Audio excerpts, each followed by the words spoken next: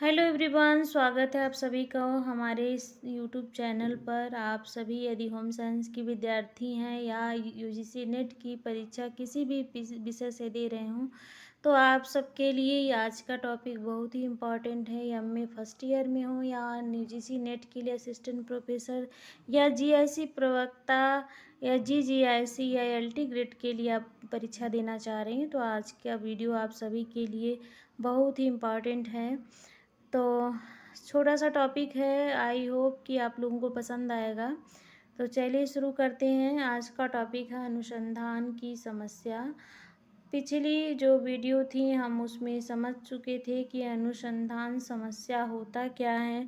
तो अनुसंधान समस्या क्या होता है? अनुसंधान समस्या समाधान योग्य एक समस्या होता है, एक ऐसा प्रश्नवाचक कथन होता है जिसमें समस्या के समाधान को प्रस्तावित किया जाता है। मतलब समस्या क्या होती है, अनुसंधान समस्या क्या होती है, जिस पे जो शोधार्थी होते हैं, अनुसंधानकर्ता होते हैं, किसी भी समस्या का समाधान चरों के माध्यम से करते हैं। बहुत सारे ऐसे विद्वानों के भी परिभाषाओं को हम लोग देख चुके हैं कि यह एक समाधान योग्य समस्या है जिसमें प्रश्न किया जाता है जिसका व्यक्ति सामान्य क्षमताओं के द्वारा उत्तर प्राप्त करता है। तो अनुसंधान समस्या क्या होती है ये तो इसके बारे में हुआ, लेकिन इस अनुसंधान समस्या का चयन करें कैसे, चयन के विषय में आज हम लोग अध्ययन करेंगे। जब भी कोई हम शोध करते हैं, किसी भी प्रकार का शोध हो, रिसर्च हो, चाहे वो लघु शोध हो या फिर कोई भी शोध हो, क्रियात्मक अनुसंधान हो या कोई भी अनुसंधान हो, मौलिक अनुसंधान हो, तो हमारी सबसे बड़ी प्रॉब्लम ये होती है कि हम शोध समस्या का चयन करें कैसे, कौन से टॉपिक का हम चयन करें, कौन सी समस्या का समाधान हम करें। ये सबसे बड़ी चुनौती होती है। और ये जो शोध समस्या का चयन व्यक्ति के सृजनशीलता या व्यक्ति के व्यक्तित्व गुण या आधारों पर भी निर्भर करता है। तो जैसा कि यहाँ लिखा हुआ कि अनुसंधानकर्ता को अध्ययन के लिए समस्या का चयन उसकी विशेषताओं के आधार पर हम कर सकते हैं। मतलब कौन कौन सी विशेषता होनी चाहिए उसको हम जानेंगे तो फिर हम उसके अकॉर्डिंग अपनी समस्या का चयन कर सकते हैं। तो पहली जो विशेषता क्या है कि समस्या समाधान योग्य होनी चाहिए। कैसी होनी चाहिए? समस्या समाधान योग्य होनी चाहिए। अब ऐसी भी समस्या न ले लें हम लोग कि जिसका समाधान हो ही नहीं सकता। आप लोग सोच रहे होंगे कि कौन सी समस्या जिसका समाधान नहीं हो सकता है, लेकिन कुछ बातें ऐसी होती हैं जिसका समाधान नहीं हो पाता, हम अपने स्तर से नहीं कर सकते। जैसे कि यदि हम ये टॉपिक ले लें कि मनुष्य की मृत्यु के बाद अगले जन्म में क्या क्या होता है, इसका अध्ययन करना है, तो हमारे लिए ये बहुत ही कठिन हो जाएगा। और ऐसी समस्या जो होती है वो समाधान योग्य नहीं होती है, क्योंकि ऐसा संभव है ही नहीं कि हम मरणों उत्तर जो जीवन की सच्चाई है उसको जानने लगे या उसके विषय में अनुसंधान कार्य करने लगे, तो बहुत ही कठिन होता है। तो ऐसे टॉपिक का चयन करना है, ऐसे विषय का चयन करना है, ऐसी समस्या का चयन करना है जिसका जो समाधान योग्य हो। पहली बात तो हमें ये ध्यान रखना चाहिए अनुसंधान समस्या का चयन करते समय कि जो समस्या है वो क्या हो, समाधान योग्य हो। दूसरी बात क्या है, दूसरी विशेषता क्या है कि समस्या परीक्षण योग्य होनी चाहिए। कैसी होनी चाहिए? समस्या ऐसी होनी चाहिए जिसकी परीक्षण हम कर सकें। जैसे अनुसंधानकर्ता को यह भी जांच लेना चाहिए कि समस्या से संबंधित जो सार्थक आंकड़े हैं वह एकत्र हम कर पाएंगे या नहीं कर पाएंगे।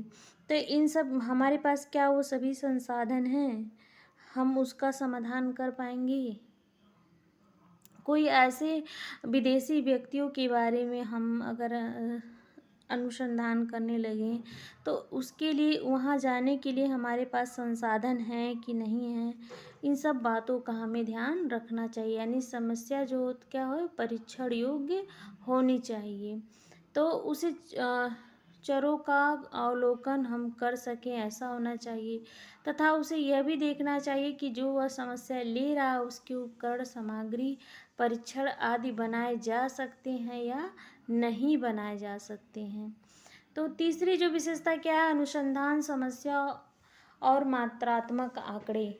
इसमें क्या है कि जो अनुसंधान समस्या ऐसी होनी चाहिए जिसका हम क्या कर सकते हैं, माप कर सकते हैं। और माप किसका कर सकते हैं, मात्रात्मक आंकड़ों को माप सकते हैं। मात्रात्मक आंकड़ों को हम माप सकते हैं।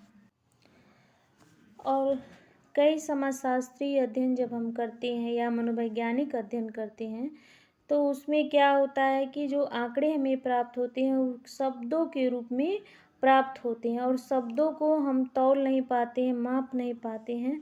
तो उसके लिए जो मापनी होता है उसके द्वारा हम शब्दों को क्या करते हैं, मात्रा में बदल कर उसका जो मूल्यांकन होता है उसको करते हैं। तो ऐसी हम समस्या का चयन करें जिससे क्या हो, समस्या का जब हम चयन करें तो हमें ये भी देख लेना चाहिए कि जो हमारे गुणात्मक आंकड़े हैं वो मात्रात्मक में परिवर्तित हो पाएंगे कि नहीं हो पाएंगे, इसका भी हमें ध्यान रखना चाहिए समस्या का चयन करते समय।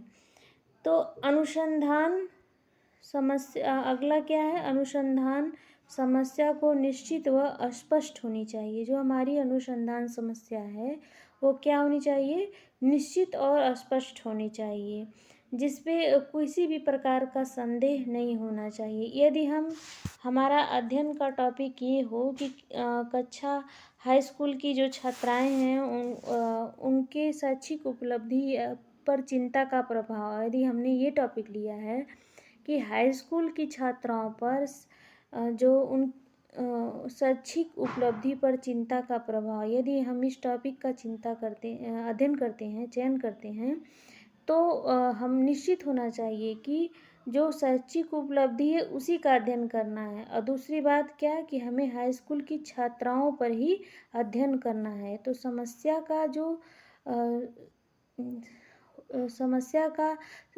जो अनुसंधान समस्या है वो क्या होना चाहिए, निश्चित होना चाहिए और स्पष्ट होना चाहिए।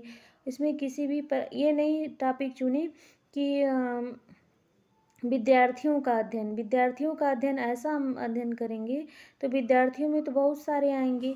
यदि हम उसे हाई स्कूल कर देंगे या ग्रेजुएट कर देंगे तो क्या होगा, जो समस्या होगी वो क्या होगी, निश्चित हो जाएगी। अगला क्या है, समस्या सैद्धांतिक अथवा व्यवहारिक दृष्टि से उपयोगी होनी चाहिए। जो भी हम रिसर्च करने जा रहे हैं वो क्या होनी चाहिए, उस सिद्धांतों पर आधारित होना चाहिए, वो व्यवहारिक होना चाहिए और उसका हमारे भावी जीवन में, भावी समय में, आने वाले समय में या वर्तमान समय में इसका उपयोग होना चाहिए। नहीं तो अगर ऐसा नहीं है तो हमारे अनुसंधान का, हमारे रिसर्च का कोई इफ़ेक्ट, कोई भी फ़ायदा नहीं है। तो समस्या चुनते समय हमें ये भी देखना चाहिए जितनी अधिक उपयोगी होगी हमारी अनुसंधान समस्या, उतना ही हमारा अनुसंधान क्या होगा, श्रेष्ठ माना जाएगा। अनुसंधान समस्या के चयन से संबंधित कुछ व्यवहारिक तथ्य भी हैं, जैसे कि अनुसंधानकर्ता की जो व्यवहारिक चीज़ें उसे भी देखना चाहिए, उसकी रुचि क्या है, अनुसंधानकर्ता की अभिक्षमता क्या है, योग्यता क्या है, मतलब योग्यता उसकी शारीरिक, मानसिक सभी कौशलों को, उसको सृजनात्मक शक्ति, ये सारी इसमें आ जाएंगी। उसके बाद व्यय, एक्सपेंसिव कितना है, कितना खर्च आने वाला है अनुसंधान में, हम वो खर्च वहन कर सकते हैं कि नहीं कर सकते हैं, इसका भी हमें ध्यान रखना चाहिए। अगली बात है कि अनुसंधान समस्या नैतिक मूल्यों के विपरीत कभी भी नहीं होनी चाहिए। नैतिक मूल्य क्या, किसी की पर्सनल डिटेल को सार्वजनिक नहीं करना चाहिए, जो अनुसंधान नैतिकता को बताता है कि जब हम कभी भी किसी का सर्वे करने जा रहे हैं तो उसका जो नैतिक मूल्य है उसको हम सार्वजनिक नहीं करेंगे, ऐसा होना चाहिए। और क्या होना चाहिए, असाध्य समस्या, इसमें कोई ऐसी समस्या तो नहीं है जिसका हम समाधान नहीं कर सकते हैं। इस पर भी अनुसंधान समस्या चयन करते समय हमें ध्यान देना चाहिए। और नवीनता, किसी भी अनुसंधान का जो मतलब होता है वो क्या होता है, नवीन होना चाहिए, नवीनता से होता है, नया कुछ निकल कर के आना चाहिए। रिसर्च से अभिप्राय ही यही होता है कि जो पहले से खोज किया गया है उसमें क्या करना है, कुछ नया करना, कुछ नया नया करना। जो रिसर्च होता है यानी अनुसंधान और खोज में तो यही तो अंतर है। खोज क्या होता है, खोज से क्या अभिप्राय होता है कि आज तक उस चीज़ को पाया नहीं गया है, वो क्या है, खोज है।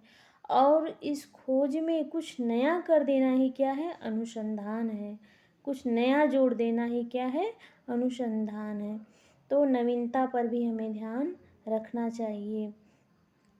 ये तो छोटा सा टॉपिक था, अनुसंधान समस्या का चयन करते समय हमें क्या देखना चाहिए, अनुसंधान समस्या का चयन। तो यदि टिप्पणी में यदि ये प्रश्न आता है तो पूछेगा कि अनुसंधान समस्या चयन करते समय हमें किन बातों का ध्यान रखना चाहिए, या सीधे सीधे पूछ सकता है अनुसंधान समस्या का चयन। तो आशा करती हूँ आपको आज का वीडियो भी पसंद आया होगा। पसंद आया है तो लाइक शेयर सब्सक्राइब करना मत भूलिएगा। यदि थोड़ी सी हेल्पफुल होगी, अच्छी नहीं लगी होगी वीडियो, तो भी लाइक कर दीजिएगा। मुझे आपकी लाइक और कमेंट का इंतज़ार रहेगा। वीडियो आप लोगों ने देखा, थैंक यू।